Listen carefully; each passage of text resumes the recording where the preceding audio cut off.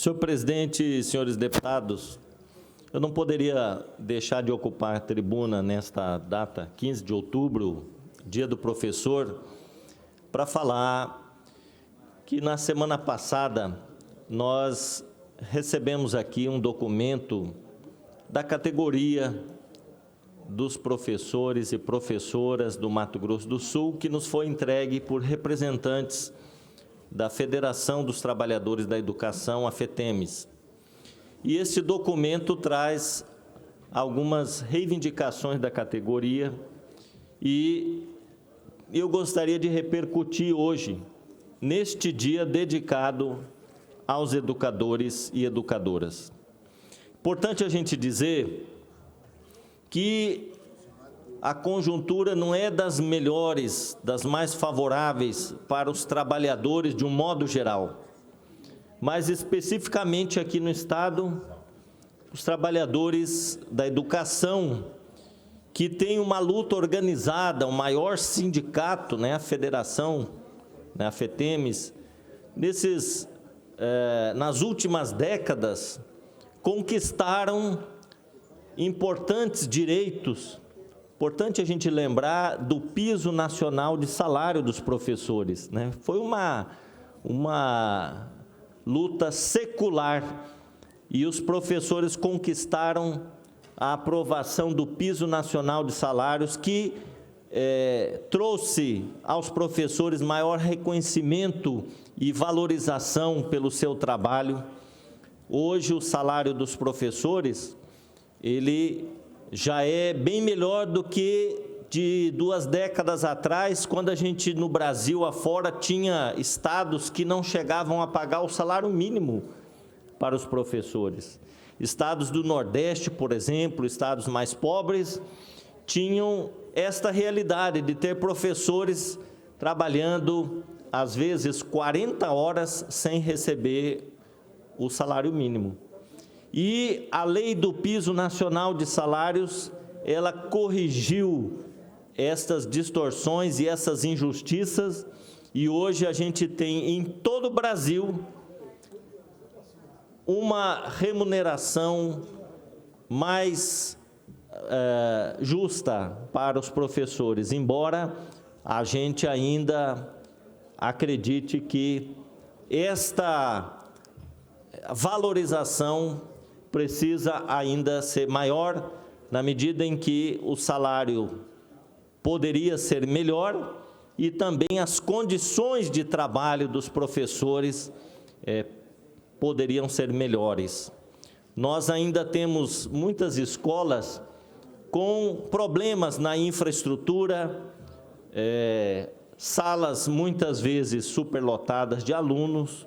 Tudo isso prejudica o rendimento dos alunos e o trabalho do professor. Ele é dobrado, numa sala superlotada, às vezes com alunos com necessidades especiais.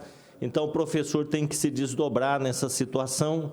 Nem sempre tem os recursos materiais, didáticos e também multimídia para fazer um trabalho mais condizente com a tecnologia que nós temos hoje, A tecnologia da informação não chegou ainda em todas as escolas. Tem escola que tem laboratório de informática, mas está fechado, não funciona, não tem um professor de informática. Então, eu estava vendo nesse final de semana um levantamento que foi feito em nível nacional das condições de trabalho dos professores, e nós temos ainda muitas escolas no Brasil que ainda não têm serviço de esgotamento sanitário, água tratada.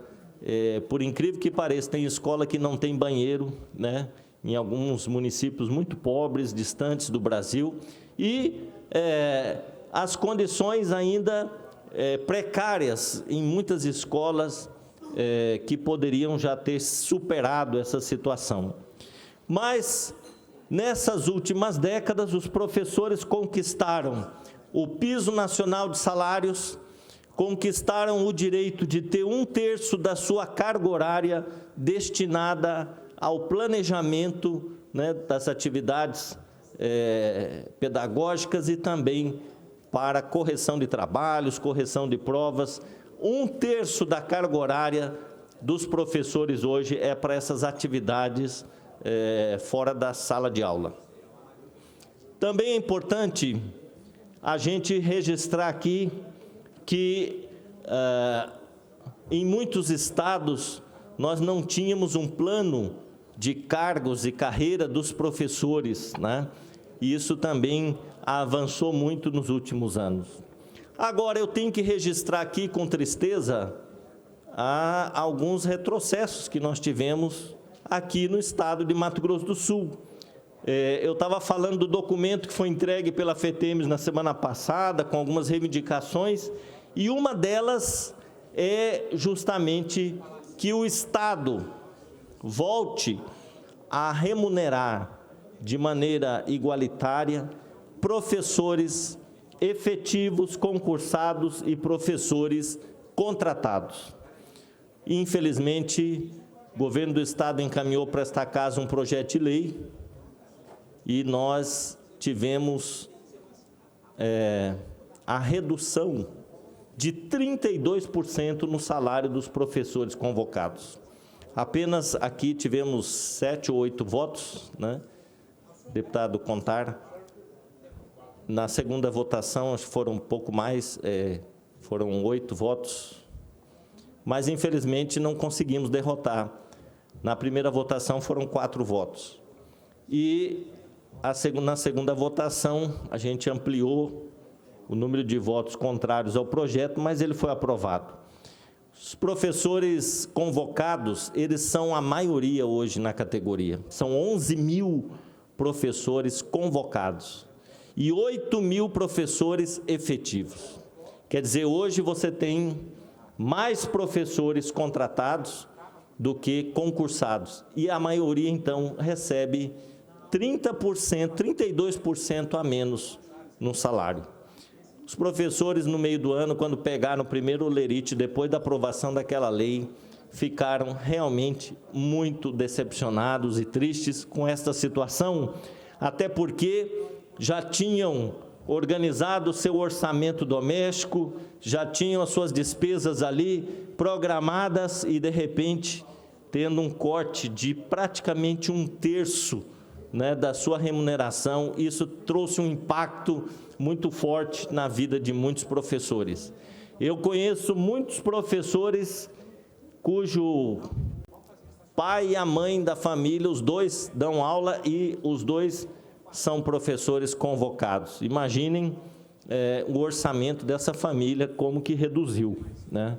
Então, uma das reivindicações hoje da categoria dos trabalhadores da educação é que o governo do Estado negocie junto à categoria a volta do pagamento igualitário dos salários de professores efetivos e de professores contratados. Permita-me uma parte. E, antes de permitir a parte, quero dizer, deputado Contar, que também há uma grande preocupação na categoria hoje com aquilo que foi ventilado já desde o primeiro semestre da proposta do governo em por fim a eleição dos diretores das escolas estaduais. As escolas do Estado, elas elegem os diretores das escolas desde o início da década de 90, foi quando eu assumi meu concurso na Secretaria de Educação do Estado. E, portanto, já são quase 29 anos que a gente tem a gestão democrática nas escolas. E, no primeiro semestre, o governo já quis enviar para essa casa um projeto acabando com a gestão democrática e só não foi aprovado porque, numa reunião que nós tivemos com o governo, foi uma solicitação para que ele retirasse daquele projeto essa proposta. Então, eu espero que o governo faça uma avaliação melhor dessa proposta e não envie para essa casa este projeto, porque seria um grande retrocesso. Gestão democrática ela é prevista na LDB, Lei de Diretriz e Base da Educação, no Plano Nacional de Educação e nas legislações estaduais. Portanto, seria um grande retrocesso voltar a ter diretores indicados, que muitas vezes são cabos eleitorais, né, dos governos nas escolas, e escola não deve ter cabo eleitoral, deve ter coordenadores pedagógicos, diretores comprometidos com a educação dos seus alunos, compromisso com a comunidade escolar. Concedo uma parte a Vossa Excelência.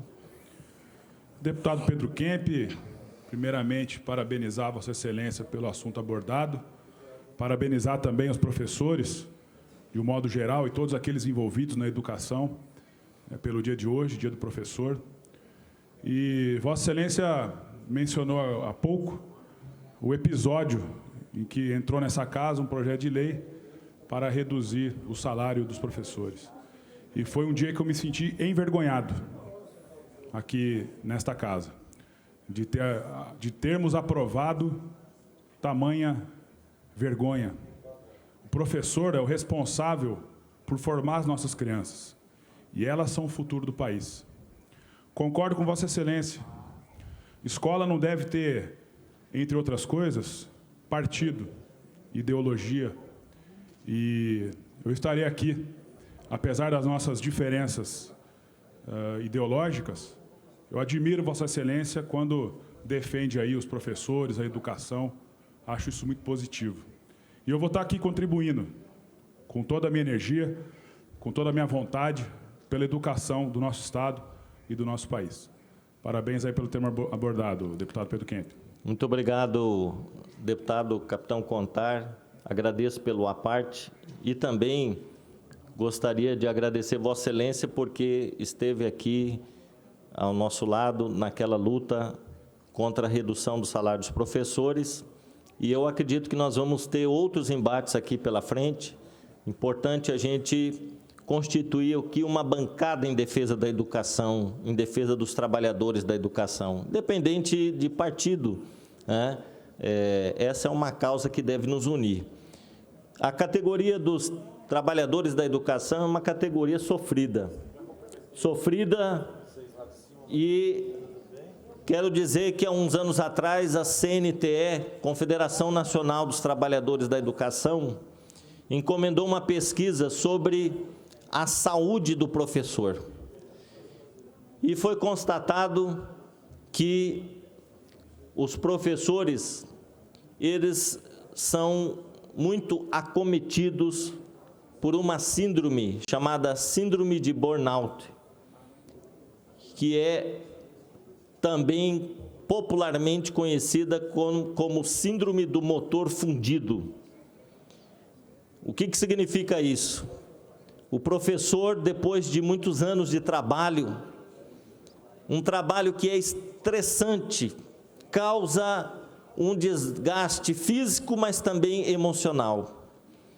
É comum você encontrar nas escolas professores de licença médica, afastados, com depressão, com síndrome disso e daquilo, porque não é fácil todos os dias na sala de aula, com 40 alunos, desempenhando a sua função, muitas vezes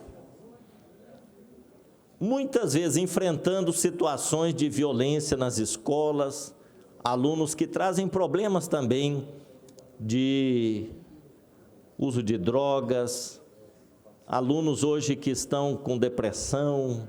Nós já falamos aqui em anos anteriores, eu fiz um trabalho nas escolas sobre o suicídio, a depressão entre os adolescentes, problema muito sério hoje que está acontecendo. E esse professor, ele tem que ser, às vezes, professor, ele tem que ser psicólogo, ele tem que ser um pouco de enfermeiro, ele tem que ser também assistente social, um pouco de tudo, né? Atendendo essa juventude que traz para dentro da escola uma série de situações que desafiam o conjunto dos educadores. E é uma profissão, portanto, que requer um idealismo, uma dedicação, um compromisso de vida. e muitos professores chegam perto da aposentadoria com o seu emocional fragilizado, muitas vezes em tratamento de saúde, porque dedicaram uma vida toda à tarefa de ensinar, de educar. Portanto, é uma categoria que precisa ser valorizada, precisa ser reconhecida. E é muito triste a gente dizer aqui de redução de salários, de acabar com a gestão democrática, que são conquistas históricas dos trabalhadores da educação. Nós não podemos admitir mais isso. Nosso país já acumulou uma série de conquistas nos últimos anos e a gente não pode mais retroceder em algumas situações. E essa questão da valorização dos trabalhadores da educação, ela tem que estar na pauta e ser uma prioridade dos governos. Nosso país ainda precisa avançar muito em termos de qualidade da educação. Se a gente já conseguiu superar aqueles problemas que nós tínhamos antes, que era alunos fora de sala de aula, falta de vagas nas escolas, isso hoje não tem mais. Hoje a gente tem vagas sobrando nas escolas, praticamente todas as crianças em idade escolar estão matriculadas. Nós temos hoje na legislação a obrigatoriedade, né, da matrícula das crianças. A gente avançou muito, o ensino fundamental de 9 anos, e ainda a gente precisa agora focar na qualidade do ensino, na qualidade, né? É triste quando a gente vê estatísticas de que o analfabetismo funcional é muito alto no país. O que é o analfabetismo funcional? Você tem, às vezes, o aluno terminando o ensino fundamental sem saber direito ler e escrever. Você tem um aluno, às vezes, que está na faculdade e tem dificuldade de interpretar um texto que leu, né? Esse é um problema muito grave da qualidade do ensino, né? Então, não basta colocar todos os alunos na sala de aula. Não basta você também discutir a valorização profissional e ter uma remuneração mais adequada para os professores. É importante a gente centrar esforços para melhorar a qualidade do ensino no país. E a qualidade da educação, ela hoje passa por capacitação, qualificação dos professores, uma formação inicial e continuada desses professores e a inserção da tecnologia na educação. Eu, por exemplo, depois de muito tempo que estava afastado da sala de aula, há uns anos atrás voltei, fui convidado por uma diretora e fui dar aula de filosofia no ensino médio aqui em Campo Grande. Eu confesso que tive dificuldades, porque mudou muito hoje a realidade de uma sala de aula.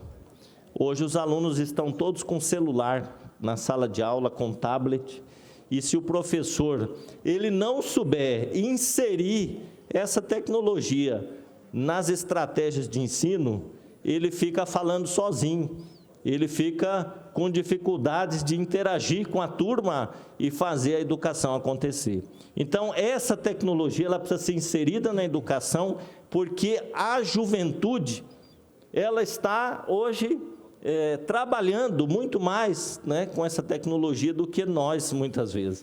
Então, hoje, um aluno pequeno, da pré-escola, ele lida muito bem com os computadores, com os celulares, e é importante inserir isso na estratégia da educação. Então, eu falo que, talvez hoje, um dos maiores desafios da educação é elevar os índices da qualidade de ensino. Permita mais uma parte? Vou permitir, que hoje eu estou sendo bastante generoso, que é o Dia dos Professores. Muito bem. Deputado, só para corroborar com o assunto, a qualidade do ensino, como Vossa Excelência disse, não está só no professor bem pago, está também na qualidade do material escolar, está também na qualidade da merenda dessas crianças, do transporte que as leva até a escola e do seu estado emocional também. O professor vai conseguir ensinar dentro de sala de aula se os alunos o respeitarem também. Então, essa harmonia tem que estar dentro da sala de aula. E os projetos de lei que já apresentei nessa casa visam justamente atacar esses problemas. As escolas cívico-militares, da qual o governo federal inaugurou um programa, e com certeza vai dar certo, ele visa a isso também, para que haja respeito dentro da sala de aula, haja disciplina, porque senão a gente vai estar desperdiçando tempo e recurso. E a juventude dessas crianças não volta. E aí por isso que nós estamos aí cheios de problemas com profissionais semi-analfabetos, analfabetos funcionais, profissionais aí que não sabem fazer uma conta básica. Isso é fruto de uma má qualidade na educação, da cobrança. Existem, isso eu posso falar porque professores me procuraram dizendo que tem certas diretoras ou diretores de escolas que obrigam o professor a passar o aluno, afrouxando dessa maneira a cobrança da qualidade do ensino. Só um fato também, deputado, o senhor conhece a educação no Japão, e ela é exemplar para o mundo inteiro. Sabe qual é o único profissional que não precisa se curvar para o imperador lá no Japão? É o professor, dada a importância que esse profissional tem dentre as demais profissões. Ela vai estar formando os futuros profissionais. Obrigado. Eu vou permitir uma parte ao deputado Zé Teixeira e depois fazer um comentário também aqui sobre a proposta da militarização das escolas que foi ventilada aqui pelo deputado Capitão Contar, e nesse ponto eu sei que nós vamos divergir um pouco, mas no essencial nós estamos concordando aqui. Deputado Zé Teixeira, professor Zé Teixeira. Ai, quem me dera se eu fosse professor. Deputado Pedro Kemp, eu ouvi com muita atenção aqui o deputado que nos antecedeu. Eu não tenho lembrança de ter passado vergonha aqui nessa casa por ter votado para diminuir o salário de professor. Até porque esse projeto não passou aqui nessa casa.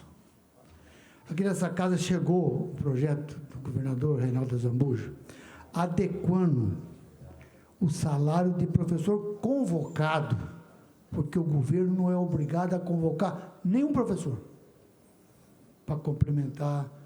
Ele é obrigado a oferecer uma educação à altura, e se não tiver professor concursado, que ninguém votou aqui para baixar um centavo em salário de professor concursado. É direito adquirido.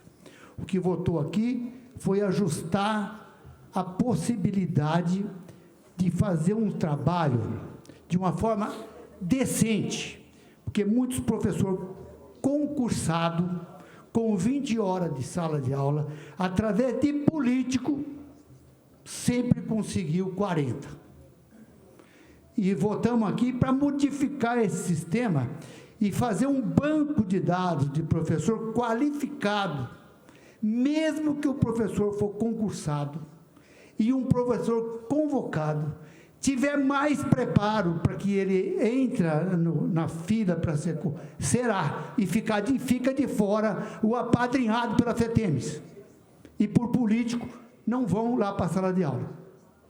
E eu ouvi também aqui, problema de diretor, enquanto não sair da sala da faculdade, o professor especialista que no governo do PT foi extinto o especialista da educação, só para complementar, eu coloquei uma emenda que podia extinguir, como agora está querendo extinguir o cargo dos procuradores autárquicos, mas desde que aposentasse a última especialista da educação.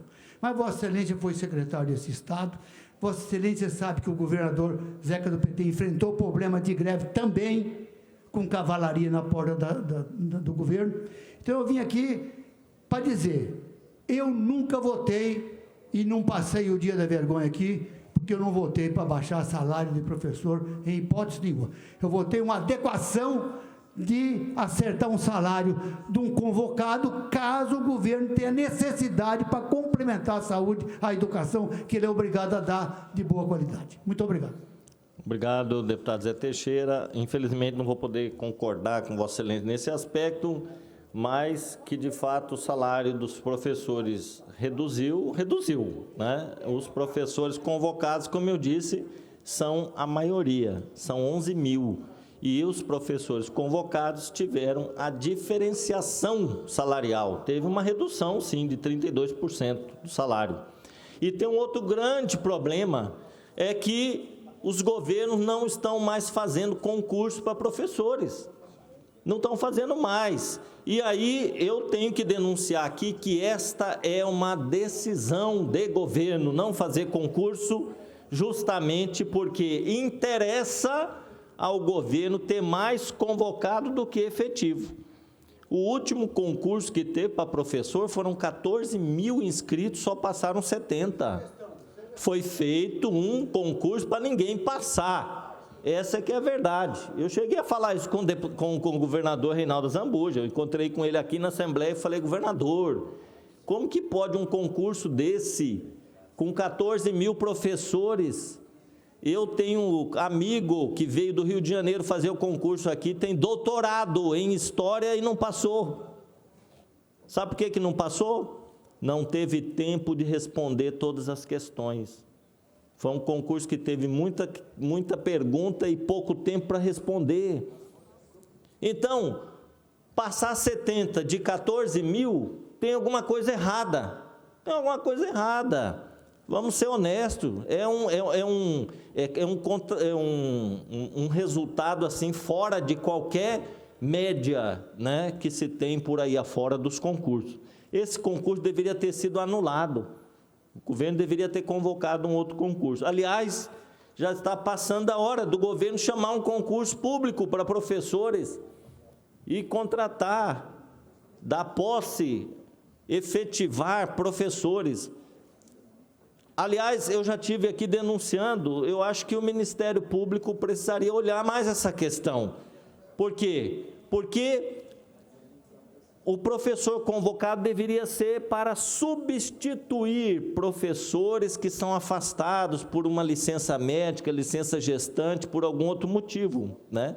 O convocado seria excepcional, é um profissional que vai lá para substituir aquele concursado que se afastou. Mas ele está virando regra, tem mais professor contratado do que efetivo. Então, para mim, é porque é interessante ao governo ter contratados, ele economiza, paga menos, né? Essa é uma situação ruim que precisa ser corrigida. Por isso que eu estou aqui repercutindo aquele documento da FETEMES que pede concurso público para professores, pede a igualdade de salários entre contratados e efetivos, pede que haja, se posiciona contra, aliás, o fim das eleições dos diretores, né, que haja a continuidade do processo democrático nas escolas, né, e também que a educação seja, de fato, uma prioridade do governo, no sentido de investir nas condições adequadas das escolas para que a gente tenha uma melhoria na qualidade do ensino, né? Então, eu vejo que essa situação, ela precisa ser hoje motivo de reflexão para todos nós, que é o dia do professor e da professora. Essa é uma data que nos dá a oportunidade de refletir, né, sobre a importância da educação. Todo mundo fala que a educação é tudo, né? Não tem desenvolvimento sem educação, não tem crescimento econômico sem educação. Aliás, aqueles que ganharam o Prêmio Nobel de Economia, deputado Paulo Correia, eles fizeram um estudo de como combater a miséria e a fome através do desenvolvimento e da educação. Fizeram um estudo e ganharam o Prêmio Nobel. Isso é importante ser divulgado, né? O quanto que você investir Na educação, você vai ter um retorno no desenvolvimento daquele país, no desenvolvimento daquela população, o crescimento econômico, a melhoria das condições de vida. Isso está comprovado hoje cientificamente, não é? Então, é um dia para nossa reflexão, é um dia para nós, inclusive, aqui debatermos esses assuntos todos e... Terminou o tempo? Vou terminar, senhor presidente. Vossa Excelência disporá de 30 novos minutos, nobre professor Pedro Kempe. Muito obrigado, deputado.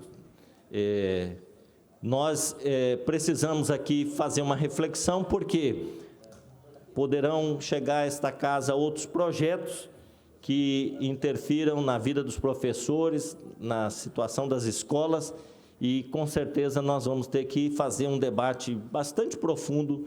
Se nós queremos desenvolvimento, se nós queremos crescimento do nosso Estado, queremos avançar na qualidade da educação, nós precisamos refletir muito antes de votar qualquer projeto aqui na Assembleia Legislativa.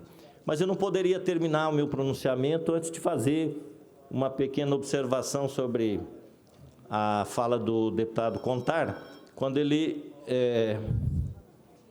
citou aqui a proposta do governo federal de militarizar algumas escolas. Parece que já tem um projeto sendo discutido, sendo oferecido aos estados. Cada estado parece que selecionaria 2 escolas, pelo menos, para iniciar nessa proposta. Alguns estados estão querendo aderir, outros não. Mas esse é um assunto muito polêmico. Antes de me posicionar assim contra, eu acho que ele merece uma discussão bastante aprofundada, principalmente com os interessados, que são os professores, os alunos e os pais dos alunos, né? Num primeiro momento, parece até uma proposta simpática, você colocar militares nas escolas para combater a violência, para ter mais disciplina. Eu sei que muita gente acaba ficando a favor, nossa, que beleza, né? Mas, na minha visão, primeiro, um desvio de função dos militares. Militar, ele tem uma função específica, não é para estar nas escolas fazendo a gestão da escola. Muitas escolas têm problema com disciplina porque ela não tem um inspetor de aluno. Não tem um inspetor de aluno, você não tem um inspetor para ficar no portão da escola, na entrada e na saída dos alunos.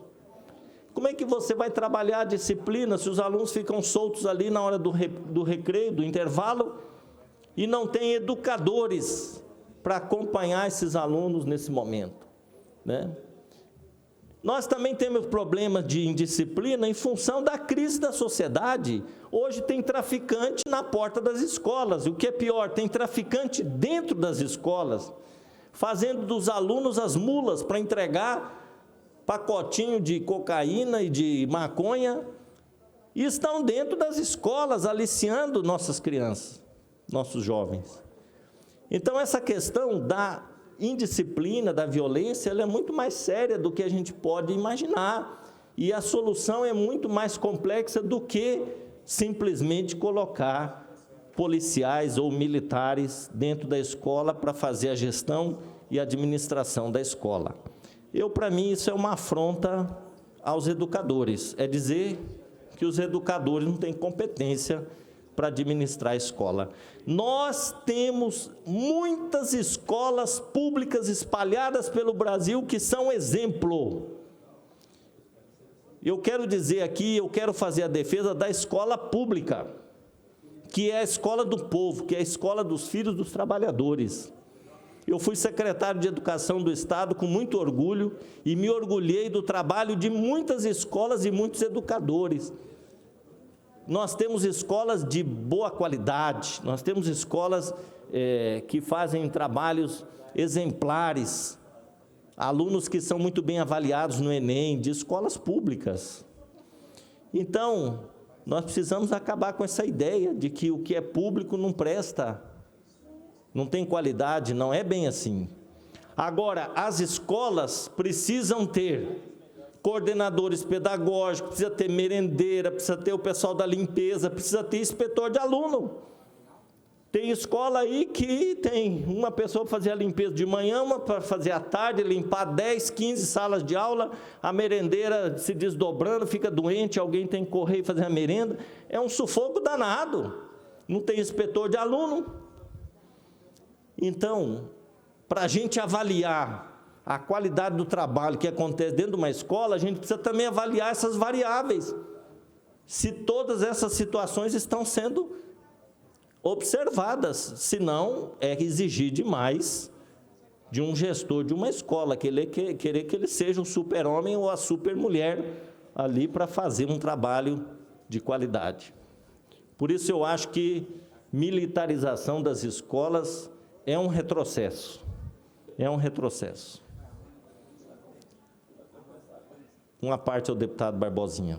Professor Barbosinha. Deputado Pedro Kemp, eu agradeço pela concessão do aparte. Me permita fazer o registro da presença nesse plenário do nosso ex-prefeito da cidade de Dourados, deputado estadual, né, que compôs esse parlamento, prefeito Humberto Teixeira, que nos honra com a sua presença. Eu queria abordar esse assunto, deputado Pedro Kemp, da questão do militar, e falar de um programa pioneiro que foi lançado na capital e que está em pleno andamento e com êxito exemplar, que é o programa Escola Segura, Família Forte, que conta com a presença de policiais militares, com formação em polícia comunitária, e não apenas policiais militares, também a participação dos bombeiros, da Polícia Civil, da Guarda Municipal. Esse é um programa que nasceu, né, dialogando com as escolas. Eu era secretário de Segurança Pública e vi as postagens da secretária de Educação e da Educação, biblioteca sendo incendiada, furtos, roubos nas escolas, tráficos, alunos com armas, e nós idealizamos esse programa que tem o acompanhamento do Banco CAF. O CAF, ele seleciona em toda a América Latina e Caribe, em média, 10 projetos por ano. E esse programa do Mato Grosso do Sul é um dos projetos selecionados. Nós temos hoje 60 escolas da capital acompanhadas por esse programa e 60 escolas do porte semelhante que não têm o acompanhamento. E nós estamos monitorando. Então, é um programa que tem um acompanhamento científico de 2 pesquisadores, se não me engano, da USP, e de outra universidade do estado de São Paulo, fazendo o acompanhamento. Tudo que o policial militar faz, ele registra. Se ele entra no ambiente da escola, se ele faz uma palestra, se a viatura dá 2 voltas no entorno do colégio, se arde nas imediações, tudo isso é registrado, compõe um banco de dados para que, dentro do caráter científico, que está se revelando exitoso, porque os números de apreensão de drogas e do próprio conforto no ambiente escolar, porque o que objetiva isso é dar tranquilidade ao professor, ao educador, ao diretor, para que ele possa fazer aquilo que a escola representa, que é a janela de oportunidade, e às vezes isso fica frustrado pela presença de gangues, principalmente em bairros mais distantes. Nós sabemos que existe a militância do crime organizado, e inclusive se apossando dos espaços das escolas. Então, esse é um programa exitoso. Defendo a escola pública, venho de escola pública, durante todo o meu período, né, de 1º e 2º grau, estudei em escola pública, então defendo a escola pública, mas penso que o compartilhamento da disciplina, da presença militar, sem tirar a autonomia do andamento pedagógico da escola, eu penso que ela é salutar e ela pode ser compartilhada. Por isso que é importante o debate, deputado Barbosinha. Vossa Excelência colocou aqui uma questão importante. Eu, por exemplo, sou contrário ao militar, né, participando da administração da escola. Agora, eu acho que a polícia tem que estar próximo da escola, né? A ronda escolar, o policial ali presente no bairro, claro que isso vai inibir aquilo que eu estava falando, a presença do traficante ali na porta da escola. Vai inibir o traficante dentro da escola, aliciando os alunos para o tráfico, né? Então, esse é o papel da polícia e da segurança pública, garantir tranquilidade para que os educadores possam desenvolver o seu trabalho. Se há um problema sério de violência dentro da escola, a polícia tem que ser chamada. É um problema que muitas vezes requer a presença da força policial, né? Agora, a minha posição contrária à militarização da escola é que os militares assumam o papel dos professores e dos educadores, dos gestores da escola, né? E implantando ali uma disciplina militar, que é para os quartéis e não é para as escolas. As escolas, elas têm educadores, pessoas que se formaram em pedagogia, que vão trabalhar a disciplina do ponto de vista pedagógico, né? Então, o processo que acontece no interior da escola, ele tem que ser coordenado, gerido, né, por educadores, por pedagogos, por especialistas da educação. Agora, cada um fazendo o seu papel. A polícia, ela tem que estar presente. Quantas vezes eu já estive em escola aí onde a gangue entra e depois todo mundo tem que se abaixar e tiroteio, etc. Eu fui uma vez numa escola João Carlos Flores, ali no Rita Vieira, e fui fazer um trabalho, na época eu trabalhava na educação especial como psicólogo, nós ficamos presos dentro da escola, tinha uma gangue na porta, e tivemos que ligar para a polícia, esperar a polícia chegar para a gente sair e soltar os alunos da escola, né? Também no Jardim Los Angeles, Escola Marçal de Souza, eu estava dando uma palestra uma vez à noite e saiu um tiroteio na escola, os alunos todos entraram debaixo das carteiras, eu fiquei lá, né? Muito preocupado, com medo também, e aí a gente tem que chamar a polícia. Então, o que a gente está querendo dizer é que o problema, muitas vezes, é a falta de policiamento, é a falta da presença da segurança pública nos bairros, e às vezes a escola é o espaço onde as coisas vão acontecendo, porque os alunos, né, a juventude se encontra na escola, né? Então é o espaço onde muitas vezes acontece o tráfico, a violência, e é preciso ter a retaguarda, né, da segurança pública para que os professores possam desenvolver o seu trabalho. Uma parte ao professor Gerson Claro. Eu gostaria, em primeiro lugar, parabenizá-lo pela manifestação hoje, no dia especial, Dia dos Professores. Registrar, professor Pedro Kemp, que eu sou formado no magistério, fiz faculdade de História, fui professor concursado municipal, fui professor estadual e escolas públicas, Escola Catarina de Abreu e Cidrolândia, Escola Cidrônio Antônio de Andrade, Escola Olinda Brito de Souza e na Escola Municipal Valério Carlos da Costa, depois em escolas particulares. Infelizmente, né, nós falando de educação, termos que falar de segurança junto, isso é infelizmente. Eu gostaria de estar aqui para a gente discutir educação transformadora, discutir aquela educação que a gente sonha em estar na escola para fazer com que os nossos alunos sejam aqueles que vão transformar a nossa sociedade. Esse é o sonho de qualquer educador, esse é o sonho de uma educação. E o sonho de uma segurança, quando a gente discute segurança, é de não ter o policial militar fazendo a gestão nem da delegacia. A gestão tem que ser quem faz gestão. O policial, a segurança, nós queremos na rua, fazendo segurança da sociedade. Então, eu concordo com o senhor no que diz respeito à gestão da educação. Acho que é importante a gente fazer os diagnósticos. Realmente, nós vivemos umas crises. Crise de cada momento. A sociedade vive uma crise institucional, crise de valores, onde a própria sociedade começa a depositar na escola, no professor ou no policial, a responsabilidade de fazer aquela educação que, no meu tempo, os valores eram transmitidos pelos seus pais. Nós vivemos uma terceirização dos valores da família, e aí a escola não vai dar conta. Eu não acredito que a escola vai dar conta de trazer, através da disciplina militar, a mudança daquilo que são valores. Então eu quero corroborar com o senhor, contemplar sua fala de que o militar é muito importante para fazer a segurança da escola, a segurança dos nossos alunos, a segurança dos nossos moradores, da nossa sociedade. Mas a escola que nós queremos, e eu costumo dizer que enquanto tem gente querendo detector de metal no portão da escola, eu quero uma escola sem muro, uma escola em que a sociedade seja articuladora e proprietária para que ela possa gerir a sua educação como uma escola da sociedade, professor. Eu quero incorporar integralmente a parte de Vossa Excelência na minha fala. Gostei muito da sua colocação. Eu senti o espírito do professor Paulo Freire rondando ali quando Vossa Excelência falava, né? Exatamente isso. Nós queremos escolas abertas para a comunidade, que trabalhem na perspectiva da transformação, uma educação transformadora. E aquilo que Vossa Excelência falou, é triste quando a gente vai discutir educação, ter que discutir segurança pública junto, né? E eu queria dizer mais, deputado Gerson Claro, às vezes a gente pega um exemplo de uma escola onde o aluno bateu no professor e a gente acha que isso é a coisa que acontece em todas as escolas. Não é verdade.